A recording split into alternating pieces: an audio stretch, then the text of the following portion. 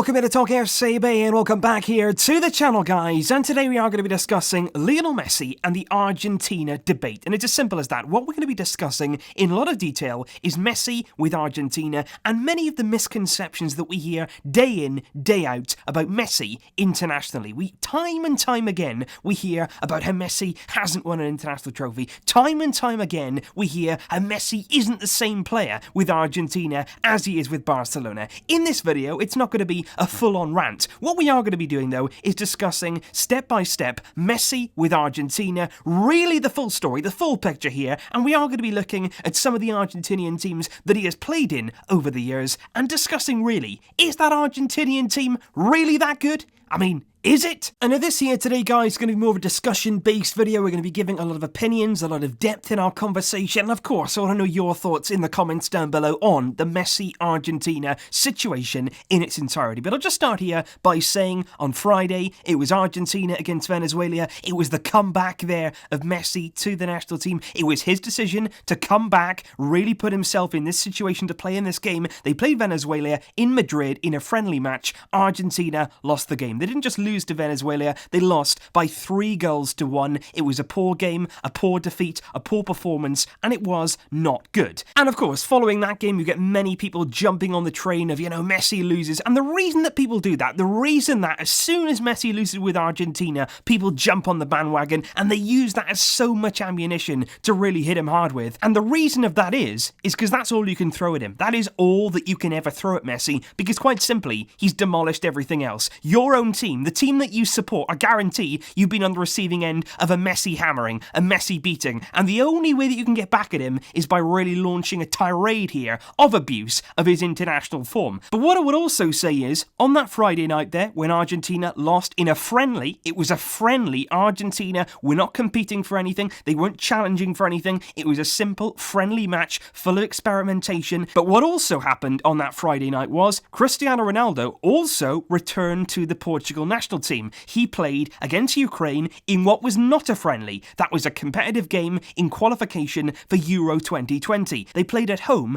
to Ukraine. Did Portugal win? No, they didn't. They drew 0-0, didn't even score a single goal. They failed to beat Ukraine at home. Did you hear anything about it? No, you didn't. You know why? Because people don't go on and on and on about Ronaldo's failures, but they do with Messi. It's very, very different. I don't understand it. And people will say, you know what? Ronaldo's okay though. Ronaldo's safe on the international stage because he's won Euro 2016. So let me just get this straight away. Let's just put this to bed here and now. That Euro 2016, people go on about, European teams, national teams, they're the best teams in the world. Certainly, they have a case for having some very, very good players. But that Euro 2016, I can tell you firsthand, Portugal in the semi-finals, to get to the final, the ultimate of that tournament, they had to beat Wales. Now, I am Welsh. I am a proud Welshman, but I can tell you there, we were way out of our depth. In that tournament, we were unbelievable. We really, really were. We were incredible to get to the semi-finals. We'd never got close to anything like that before. But with the very fact that Wales could get that far in that tournament really shows you there what Portugal were kind of up against. In that tournament, England knocked out to Iceland. All manner of things were happening in that tournament. And also, that game against Wales where Portugal won by 2-0, that was the only game in the entire tournament where they won in 90 minutes. Every other game either went to extra time or it went straight to penalties. In the group stage, Portugal didn't even win a game. They didn't even win a game at Euro 2016, but just because in the final, after Ronaldo had gone off the field with an injury, Eder, in extra time, steps up with a screamer, absolutely brilliant goal there against France. Just because he wins it there for his country, Ronaldo is suddenly exempt from any international criticism. He still hasn't done anything at a World Cup. He hasn't gone as far in a World Cup as Messi has, but even though Messi has dragged his national team to the final of the biggest tournament on the international stage, still, that is not enough. And you'll say, well, no, Messi hasn't won anything on the international stage, which, yes, is technically correct. But does getting to a World Cup final, does that mean nothing? Does getting to 3 Copa America finals, does that mean nothing? Does that mean that he's achieved nothing? No, it doesn't. Just because there was something that didn't quite happen, it didn't quite get over the line. Are you telling me here that Messi would would be a completely different player if Gonzalo Higuain, in just one of those finals, if Higuain had tapped it into the net, because he had chances, he had the golden opportunities in each of those finals to win it for Messi, and he didn't. The team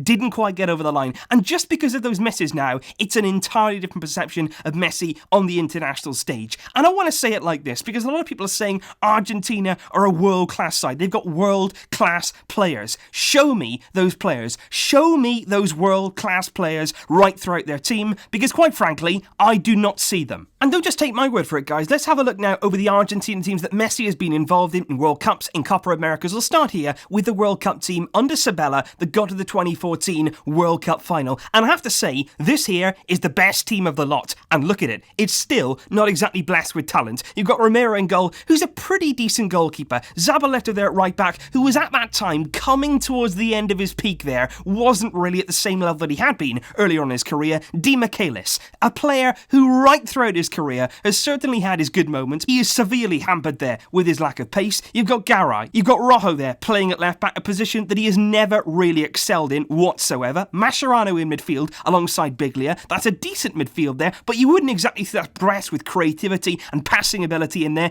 Enzo Perez on the right hand side, he's a centre midfielder. Lavezzi there on the left, again, he was certainly coming to the end of his time. Messi up front with Gonzalo Higuain. The one out and out world class player there who I would say Argentina have is Sergio Aguero. He is not being utilised, he has not been used in the right way by Argentina for, I would say, his entire career. Messi and Aguero should have been together, should have been closer on the pitch right throughout their careers, but it hasn't happened. He is a world class player, but he's hardly in any of these teams. That team there got to the World Cup final with Messi certainly at the heart of it. Then you've got this, a team here who got to the Copa America final and lost once again to Chile. Romero in goal again, Rojo still at left back, Funes Mori, who wasn't good enough for Everton, Otamendi alongside him, Mercado there at right back. He's more of a centre back again, severely lacking in pace. In midfield, you've got the same problem. Mascherano, Biglia, players who are not really going to create. What they're going to say there is they're going to sit in, they're going to be compact, but what they're going to do there is force Messi to drop much deeper than he needs to, much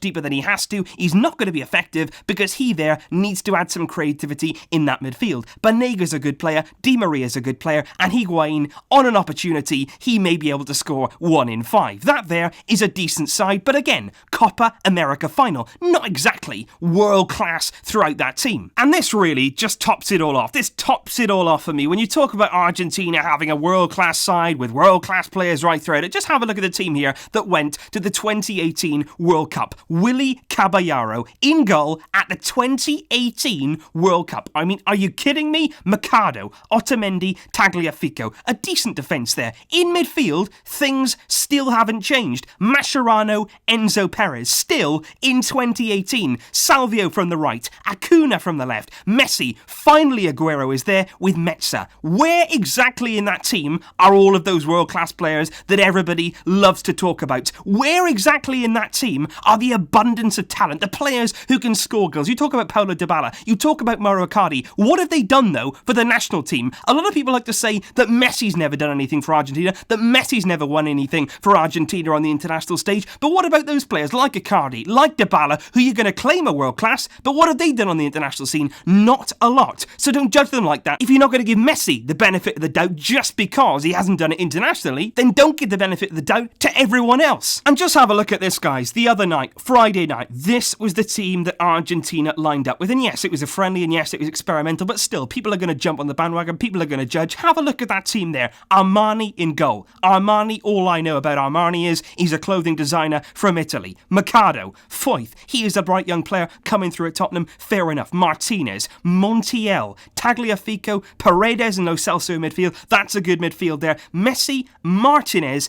and then Lautaro. Lautaro, a very promising young forward there. But again, look at that team there and tell me that's one of the best national teams in the world. What a joke. What an absolute joke. No chance. And honestly, guys, when you look at it like that, we're not talking about 1 year. We're not talking about one tournament. We are looking there about several tournaments, a lot of years combined of bad teams, bad players who are not good enough to be in that Argentina side, and certainly do not back up the argument that Argentina are this world-class nation. Should Argentina have done better in certain areas over the past few years? I would say probably yes, but at at the same time, that's not all at Messi's door. It's not Messi that's failing Argentina. Argentina, as a collective, are not doing enough. And that starts with the AFA, the Argentinian Football Association. Right throughout the time of having Messi, never ever have they sat down and thought, right, we are going to do everything in our power to harness the quality, harness the ability of this generational talent in Lionel Messi. Never have they done that. Only under Sabella did they have a competent system. Then they had a competent system with Messi in it, with pretty decent players around him. They got to the World Cup final. Following that, though, it's been nonsense. It's been car crash after car crash after car crash after that tournament with every different manager that's come into Argentina. They haven't got the system right. They haven't got the system and the setup around Lionel Messi to really harness his talent. And you'll say here, well, he's got it easy at Barcelona then. He's got it much easier at the team where everybody around him is all playing for him. That is nonsense. Luis Suarez this season has missed the most clear-cut chances in La Liga out of any player,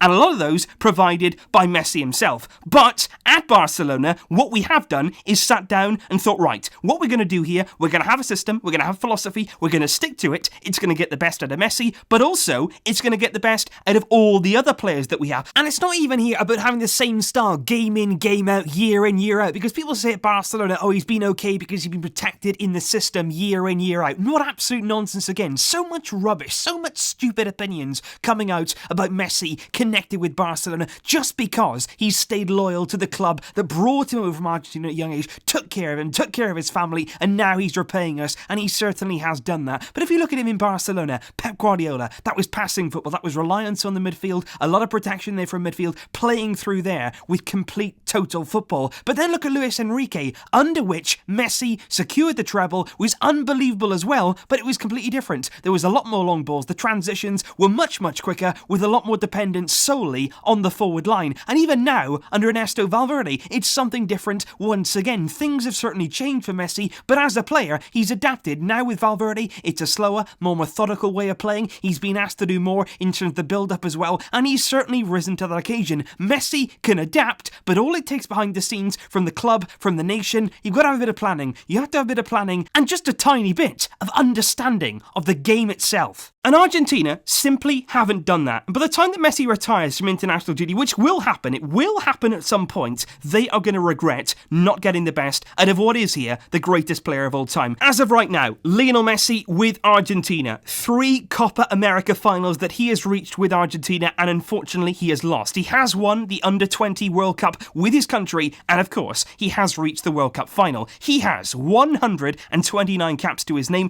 an enormous amount there at the age that he is. He was the youngest player ever to reach 100 caps with Argentina at just 27 years old. He has 65 goals and 41 assists, and with those 65 goals, he is the highest goal scorer in Argentinian football history. And at the end of all this, I sit down, I look at Messi, I look what he's putting himself through. He picked up a bit of a knock against Venezuela the other night. He really does put his heart and soul on the line for his country time and time again. When I think, looking back here as a non-Argentinian, why does he do that? Why does he put himself through all of this pain, all of this heartbreak, time and time again? And you know what people will say? They'll say he wants to win a title with Argentina so that he can show that he's the greatest of all time. Absolute nonsense. Messi is not putting himself through this for his own personal gain. He doesn't care what people think of him. He doesn't care about the perception. Anybody who watches football closely enough will know, without looking at those stats, without looking at those trophies, that Messi is the greatest. You don't need those international titles to back up that claim. The reason Messi is doing all this is because he loves his country. He wants to win something for the people of Argentina. He is desperate, and has been since he was a boy, to bring something home for the country that he loves. He could have played for Spain. Everybody seems to forget that. At a young age, he had the opportunity. He had it all at his feet. He could have played for Spain, and had he done that, he would have won international trophies. He would have won time and time again, because Spain would have had a system, a structure,